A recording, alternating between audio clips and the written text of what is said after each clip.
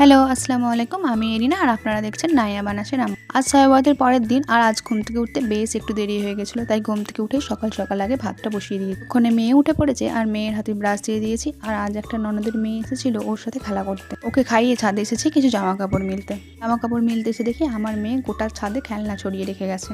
আগে সব জামা কাপড়গুলো মিলে নিই, তারপরে খেলনাগুলো গোছ করবো। ছোট ছোট জামা কাপড় মিলতে বড্ড দেরি হয়, আর যখন আপনি তাড়াতাড়ি করবেন তখন কোনো কাজ কিছুতেই তাড়াতাড়ি হবে না। জামা কাপড়গুলো মেলা শেষ করে এবার এই খেলনাগুলো গোছ করব। আমার মেয়ে চট করে ছাদে আসে না, আজ ওই ননদের মেয়েটা এসেছিলো বলে ওর সঙ্গ পেয়ে বেশ খানিকক্ষণ ছাদে উঠে খেলেছে, বেশ আমাকে কিছুটা সময়ও দিয়েছে। দুটো বাচ্চা তো, তাই আমার জীবনে সময়ের বড্ড অভাব। খেলনাগুলো গোছ টোছ করে